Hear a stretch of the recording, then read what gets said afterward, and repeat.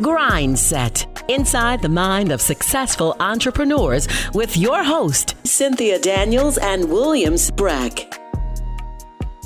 Welcome back to another episode of GRINDSET. I'm your host, Cynthia Daniels, Chief Event Strategist of Cynthia Daniels and Company. And I'm your co-host, Williams Brack, your favorite banker. And today we have founder and owner of Spotlight Productions, LLC, Fabian Matthews. He's been a bright light in the Mid-South doing amazing videos, commercials, TVs. We're super excited to have him today, Brack. And he's been doing it for 20 years. 20 years is a long time. And I'm always excited to talk with creatives because I'm not.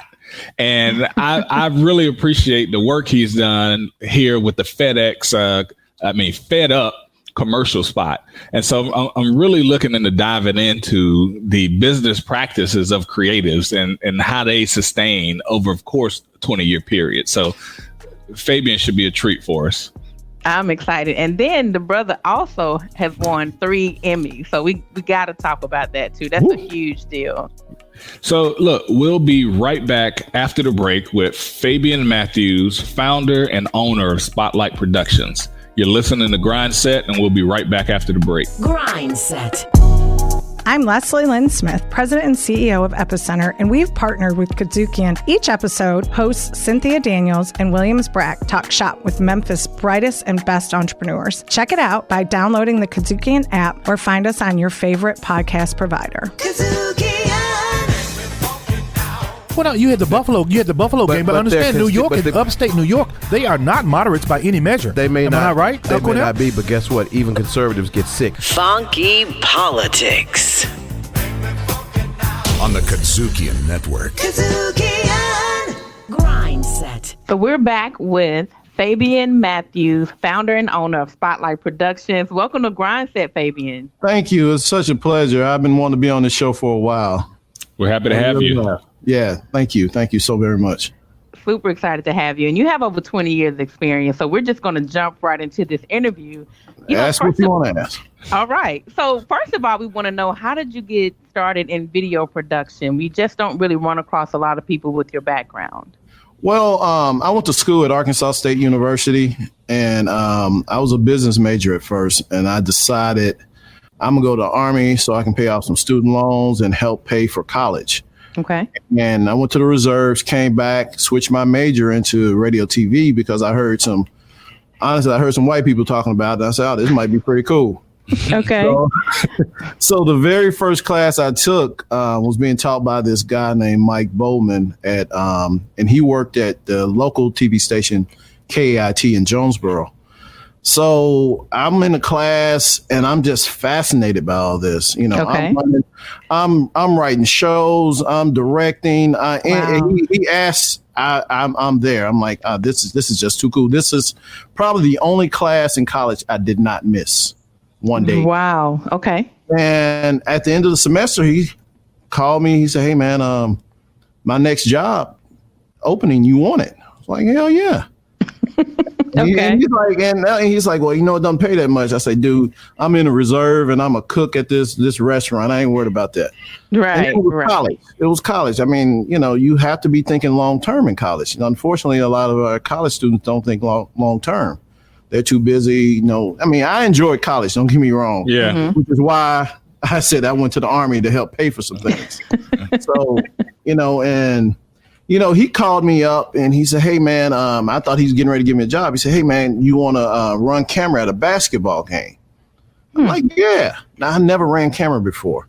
So I get down there and I guess the dude saw this 6'4" dude and say, oh, man, I'm putting him right under the goal.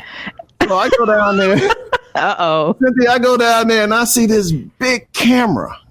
And wow. I'm like, all I've seen is like little camcorders. Okay. You know, little home joints and stuff like that. Yeah. And so I picked that thing up, put it on my shoulder, and I'm trying to. It's heavy, right? Yeah, the guy that was running my cable, he was like, "Oh man, you must be pretty good." I said, "Dude, I ain't never held a camera before in my life. You just make sure you keep up with me." Yeah. And you know, I screwed up for about the first 5-10 minutes, and I finally got it. But it's been on ever since. And then I got a job that fall. Okay. And it's been on ever since. Wow. And I was the only in Jonesboro at one point. I was the only black person working at that station. Wow. Yeah. I can only imagine. We only get a couple of minutes per segment, but we're gonna have to do it behind the grind set with Rock and So you're a natural and a trailblazer. It sounds like. Right. Well, it had been black people working there before, but at that particular time, I was the only one.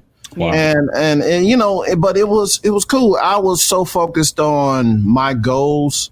Mm-hmm. I try not to let little comments I heard bother me or anything like that, and I just did my thing. It was a great learning experience. I got to do all the coaches shows for the Arkansas State University basketball, football teams. I'm traveling with them. I'm having a ball, and I just got in this. Right. And then I got a call from WMC to come up and train somebody. I'm like, really? They want me to train somebody? A guy in Jonesboro want me to come up to Memphis and train somebody? Yeah. And so I came up there, and the guy, Richard Underwood, he used to work at KIT. He said, hey, man, did anybody say anything to you about me? And I said, yeah. They said, you're going to try to hire me. And 3 months later, I was there. So it's interesting background. But, and I never applied for a job. Wow. You're kidding. No. That's amazing. In this business, I've never applied for a job. Somebody's always wanted my skills. They see your natural talent. I guess. So we're about to evolve away from jobs, right? So take us back to 1999 when I guess there's a disturbance you're feeling. Well, it's not a disturbance. It was one of those things where, I had two really good friends there, Creighton Armour, who actually the one that hired me at Channel 5, and Isaac Singleton. And we used to talk about, doing our own thing. But, it was just a bunch of talk. And honestly, I just got tired of being pimped. I'm like, if I can do this, make all this money for y'all, I should be able to make a portion of it for me. Mm-hmm. I'm not asking for everything I made for y'all. Just give me some of it. If I can make 10, 30, 40% of what I made for this TV station, I should be able to make, some money for myself. So did that turn out to be accurate? So 20 years later, it was definitely some trials and tribulations in there. There was a lot of nights that I didn't go to sleep, or I'm just sitting up there with a drink in my hand trying to figure out what's my next move. Yeah. But I've been blessed. I've really been blessed to be able to go through some really tough times, and also making relationships with people was my biggest thing. And the unfortunate part, we think that we make a relationship with somebody, money's just going to automatically just start piling up. Jobs Isn't that how it's supposed to happen? That's the way it works. Hey, in the books, that's what it sounds like it. But right. In reality, you are planting a seed.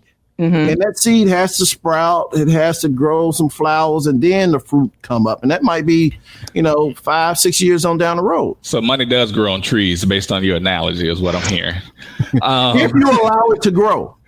So let's go to this. When you and your two partners started the business, how did you all talk about the finances, and how did you fund the startup of your company? Well, we knew we were going to have to get a loan. We thought people would be like, yeah, man, this is great. Y'all come on. It wasn't nothing like that. We got turned down. And finally, Isaac Singleton, one of his friends, worked at a bank, and she helped us get a loan. And we had to pay that loan back. We borrowed $100,000.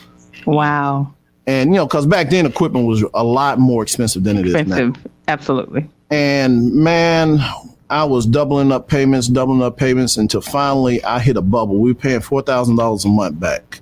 Wow. And a year and a half, we were down to $36,000. That's incredible. That's a major key. So knowing what you know now, it's not, because unless he answers this question, it's not. Knowing what you know now, that was the dumbest shit we ever did. So that's the answer I wanted right there. But why was it dumb? Well, we should have been stacking it up. We should have just been making the notes. But my whole thing was, let's hurry up and get this paid off our backs, and then we can really make money. Yeah. But so that's in a real business world, that's not what you do. That is a common mistake for new business owners, because what you need to do is manage your cash flow in your cash. Gotcha. And so, listen, this is the end of this segment, but this is an interesting conversation to talk about how you running a business and managing cash flow and make sure money is there. And so when we get into the next segment, we'll open up with things like how do you get customers? How do you find customers? How do they find you in a new city? And then pricing, right? Yeah. You're creative. How do you know what the right amount is to charge for your services? And we're going to get into those two things after the break. You've been listening to GRINDSET, and we'll be right back. GRINDSET. Riffin' on jazz. When two friends get together to kick it about jazz, it's called Riffin' on Jazz. Catch us riffing on jazz every week right here on your favorite broadcast or podcast platforms. Riffin' on jazz on the KUDZUKIAN Network. GRINDSET. Welcome back to GRINDSET. We're here with Fabian Matthews, founder and owner of Spotlight Productions. And so when we left off for the first segment, we talked about repaying debt too fast and why that was not the best decision for the business at that moment. But there's a larger conversation here. So what have you learned about managing cash flow of the business in the past 20 years? The first thing is that you need it. And, there's certain things that you have to pay. And there's certain things that you take your time on. And we're all first generation entrepreneurs. So we're reading books as we go. Right. Our counterparts, they got grandfathers and great uncles and all that stuff. We call a business owner in our community a drug dealer. So they don't even have bank accounts. So it was one of those things you learn as you go. You meet people, you go out there, and you have to widen your spectrum of people that's in your life. And because if you're around the same people, you're just going to learn the same stuff. So I started hanging out with, some bank friends. I moved downtown so I could learn more about what it really took to run a business. Okay. And then once I found that out, I realized I shouldn't have paid that loan back so quick. I should have been stacking up money, because we think that, I'm doing good right now. Right. Well, what about 3 months from now? What about next month, really? Mm-hmm. I had a really good month last month. I can't just go buy me buy all this stuff, spend all my money and all that. I got to stack it up, because there's going to come some times where some months that I'm not going to do much. But you deserve that Corvette, right? Huh? I said, but you deserve that luxury car, right? Well, we deserve a lot.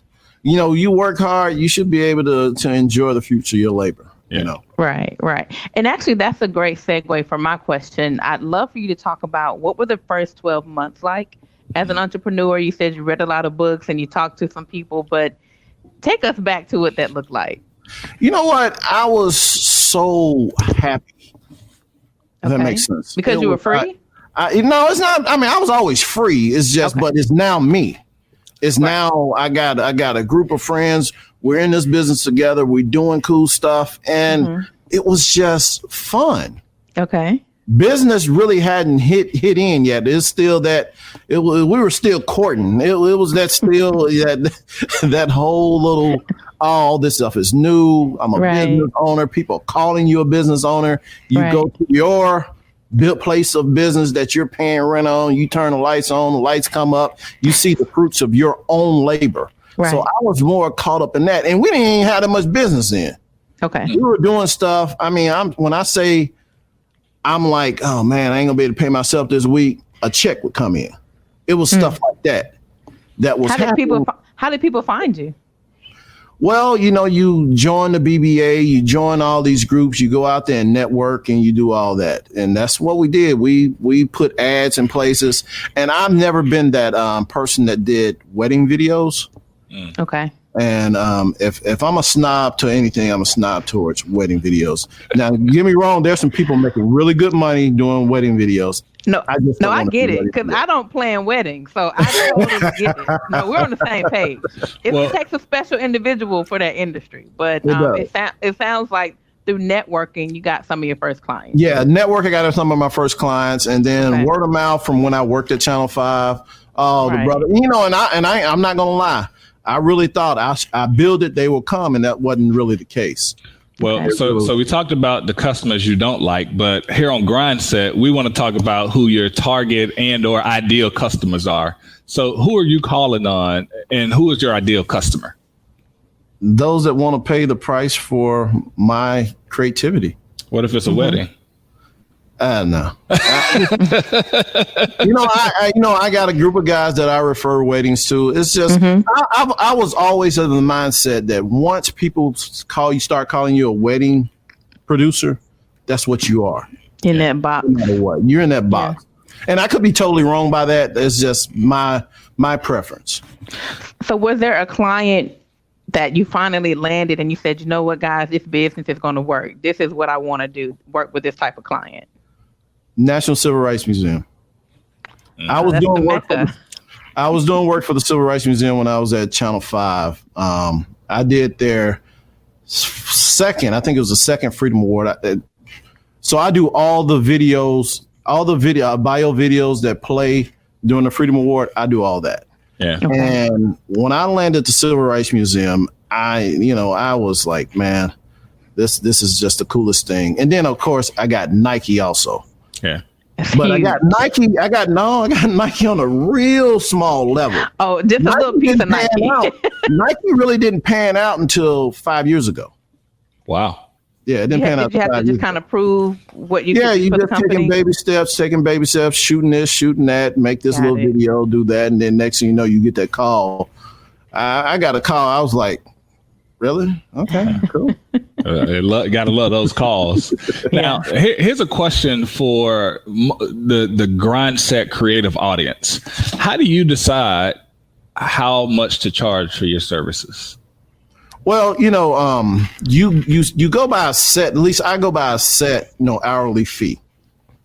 And then see, during the 2008 when everything went bad, it didn't hit me to 2010. And I made that decision. You know what? Some money is better than no money. If somebody got $100 to spend, it's my job to take it from them and pay something. Yeah. Okay. Pay a bill somewhere. And then there's a lot of people don't have that mindset. They're like, if you can't pay what I deserve, I'm not working with you. I've never been that person. People, for some reason, people think I am, but I will work with almost any kind of budget. Because that money, it does two things. It pays something and it puts your name out there. You do it because I really just call them favors. You do a favor for somebody, they tell this person, next thing, oh man, I remember 2 years ago you did this thing for my friend. You helped her out in a bind, but I got money now. So that's how I really survived, is that I didn't turn anything down. I saw all money as being good money. I think that's awesome. And so tell us, what's some of the best advice you've ever gotten when you started out as an entrepreneur? The first thing, I'm not going to put the brother on blast, but the first commercial I did was for a guy. He was doing a pay my IRS bill sale. Okay. Because he had got behind with the IRS. And he said, young brother, don't ever do this. Before you pay anything, pay the IRS. And that's what I've been doing ever since. And that was 20 years ago. That is great advice. That is a major Even the lady at the IRS, she told me, she said, sir, I'm going to tell you this. Even if you gotta go take a loan out to pay this bill, you need to do it. Wow. Okay. And then one more question before we close out. Working with partners in your business as an entrepreneur, what was that like, navigating? Because you're all individuals, right? Trying this new thing together. What was that like for you? It was great because you had people to roll off ideas. You had, you had somebody that had your back. The problem with partnerships is sometimes you don't know what they have going on. I mean, when I'm on the advisory committee at Arkansas State University communication department, and these kids ask me this all the time, and they say, hey, I'm starting a business with some friends. What do I need to do? I said, the first thing you need to do is know everything about them. Okay. You need to know, are they in the midst of divorce? Or are they about to file bankruptcy? What's their credit score? Because all that affects you. Okay. And people feel that they can't ask those questions. And you have to ask those questions when you're going into a partnership with somebody. You got to know all their background, and then you make a decision on whether or not you're going to continue this. I think that's really good advice. We're talking to Fabian Matthews, Spotlight Productions. Stay with us on GRINDSET, because when we come back, we're going to talk about what's next and how he's even dealing with business during the pandemic. Yeah. We'll be right back after the break. GRINDSET. R&R on Sports. Former NBA basketball player, Brother Mario Ellie. Welcome to R&R on Sports. Pleasure to be on here with you guys, man. Thank you guys for having me. It's R&R on Sports. Well, no, you had the Buffalo game, but understand New York and upstate New York, they are not moderates by any measure. They may not, right? They may not be, but guess what? Even conservatives get sick, and I think everyone realized that if healthcare was going to be threatened, they were going to be in bad shape. That is not how they looked at it. These heroes that you're talking about just responded to their constituency. The system worked. I think that's what happened. Funking up your airwaves and jamming the good information in your ear. Once again, it's Funky Politics. Funky Politics. Funky Politics. On the KUDZUKIAN Network. GRINDSET. Welcome back to GRINDSET. We're here with Fabian Matthews, founder and owner of Spotlight Productions. So let's get into this COVID environment, how it's impacted your business and the adjustments you've made to survive, so to speak. Or you might be thriving. I don't know. Well, I think it goes back to what I said. Once you build a good base and a good relationship with people, people come to you in their time of need.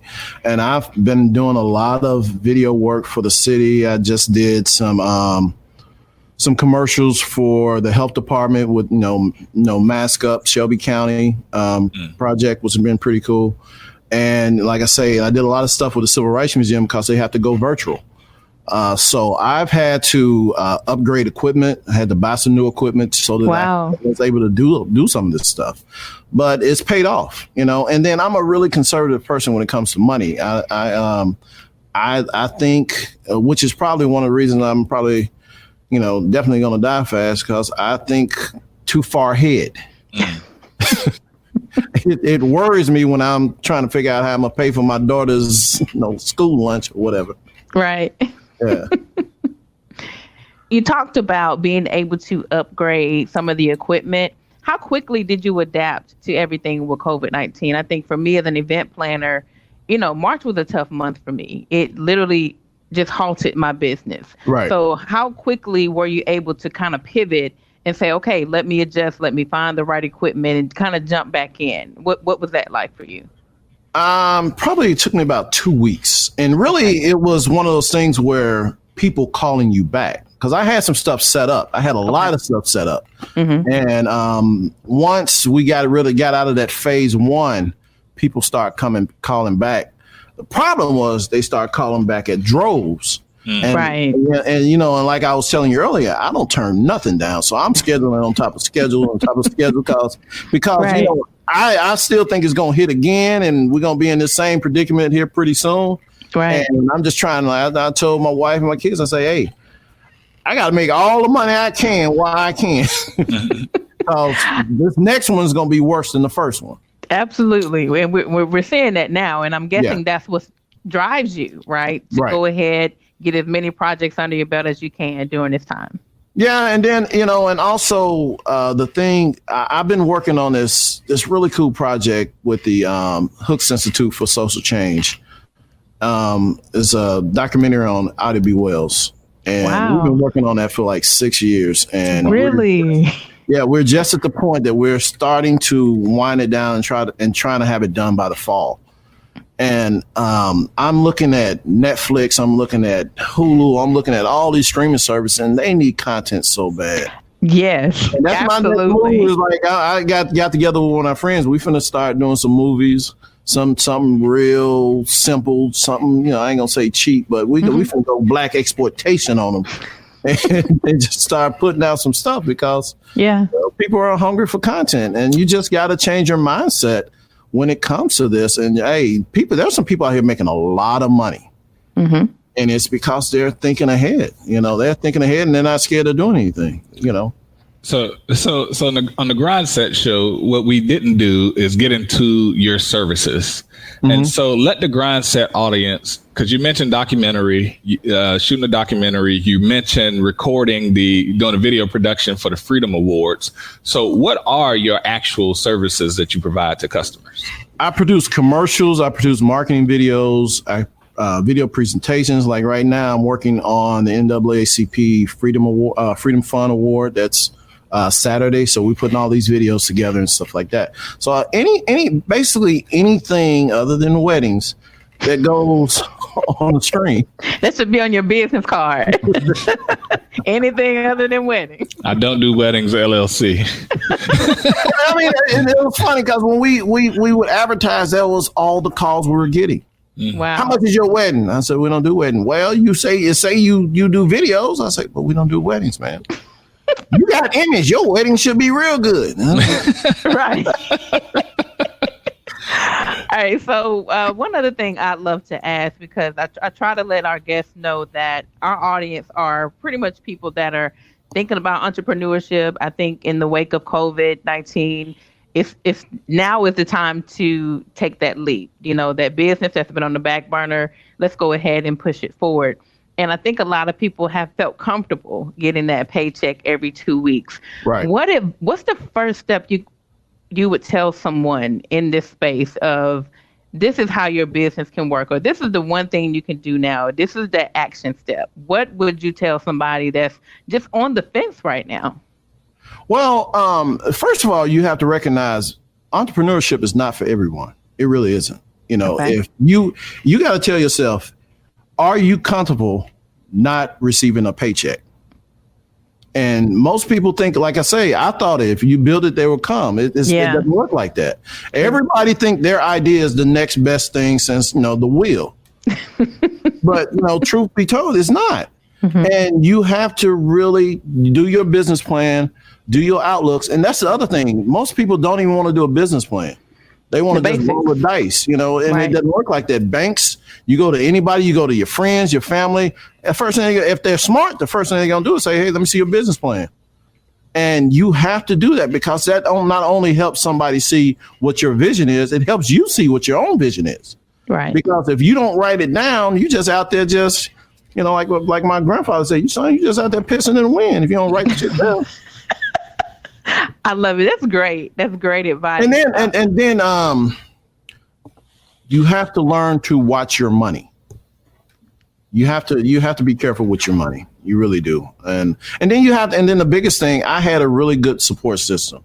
My family supports me big. My wife is a trooper. She supports all my craziness. And being in this business, you have to be a little crazy. We all got our challenges and everything, but you have to have somebody that's in your corner. If they're not in your corner, you're either the marriage is not going to work or your business is not going to work. Well, so this is a quick rapid fire. So do you still have business partners, or do you work in a team or consortium some kind of way? And then where can the GRINDSET audience and potential customers find more about Spotlight Productions? No, right now, business partners, they chose to go a different route. And, and that's, over 20 years, you're going to drop some people, and that's what it is. We're still good friends and all that, but, we're just not business partners anymore. What was the other question you asked? And the consortium model between marketing companies, video production, social media. Do you do that? I do a lot of work with trust marketing. I do a lot of work with lasting perceptions. I do a lot of work with the Carter Malone Group. We try to work as much as we possibly can. And then I work with some of the other production companies. Very few, but some of them. Yeah. And then you can find me. I'm on, Spotlight Production, MEN on Instagram. I got, Fabian Matthews on Instagram, Fabian Matthews on Facebook, Spotlight Productions on Facebook. But you can always go to my website, spotlightproductions.net, because .com was taken at the time we did it. One thing before we let you go, I was so excited in the intro about you winning 3 Emmys. Can you just touch on that really quickly? Did you even anticipate that when you were producing the work? Yeah, sometimes you can look at something and say, you know what, this right here is gonna get it. See, I did those fed up commercials where, don't lose your head, use your man. It got nominated for an Emmy, and I was like, man, this right here gonna win me another one. Yeah. But it won me a bunch of other awards, because I got like 16 Telly Awards. But congratulations. But when you do some really good stuff. Very cool. Everybody. It's just like when you're in a recording studio. These guys know when they got a hit. Like this number 1 on the billboards right here. this is Telly. Very incredible. It's right here. Well, Fabian, man, thank you for coming on GRINDSET and sharing with the GRINDSET audience. I took a lot of major keys that I'm sure everybody else did too. Hey, you know what, man? I appreciate it. And, I'm an open book. Anytime anybody want to talk to me about business, I'm willing to sit down and talk to anybody, really, because, we need this. When I was coming up, we didn't have a lot of this. I had 2 or 3 mentors, but we were all somewhat in the same boat. Right. We don't have we don't have the grandfathers, the uncles, the fathers that have done this before. We don't have anybody like that. Yeah. They're not telling us we gotta spread this knowledge around, but also people gotta be in a mindset to accept it, because Absolutely. not all of it is rosy. Well, Fabian, thank you again to the GRINDSET audience. Thank you for listening, and we'll be right back with your major keys and a power moment of the day. GRINDSET. I'm Leslie Lynn Smith, President and CEO of Epicenter, and we've partnered with KUDZUKIAN. Each episode, hosts Cynthia Daniels and Williams Brack talk shop with Memphis' brightest and best entrepreneurs. Check it out by downloading the KUDZUKIAN app or find us on your favorite podcast provider. Welcome back to GRINDSET. We just finished interviewing Fabian Matthews, founder and owner of Spotlight Productions. And he definitely dropped 20 years of experience on us in 24 minutes. And Absolutely. I just want to recap some of the major keys that he shared. And the first question that you need to ask yourself before you even think about going into entrepreneurship is, are you comfortable not receiving a paycheck some months? I mean, you really have to be okay with that, because entrepreneur isn't a paycheck every 2 weeks like you've used to at your corporate job. And then, particularly for him, and you may find stylistic differences, but in hard times, let's call it a recession or COVID, all money is good money. Whether it's $100 or 200, when you charge 10,000, bills still need to be paid, and they don't care what your price. Bills don't care what you charge. They only care if they get paid. And we've heard this one over and over again. Pay the IRS. Do not get in the tax trouble. We've had guest after guest after guest say that, and hopefully it's starting to stick with people. And then before you go into business with business partners, this is a legal and financial marriage. You need to know everything is as much as possible about them. Credit score, if they're going through divorce, are they happy in their marriage? Are they having issues? What could possibly hinder them from being the best possible business partner and the best possible person to be in business with? Pay debt on schedule and not too fast. Cash and cash flow is king. Debt has a scheduled amortization period that say, hey, if it takes 5 years to pay off, you'll be in good standing. Doesn't make sense to pay it off in 2 or 3 years. Keep that cash on your books just in case a COVID-19 happens or 2008 financial crisis happens again. And Fabian really drove that point home through his experiences. Cynthia? So for me, the quote that fits Fabian so perfectly, it says, the secret of life is to have no fear.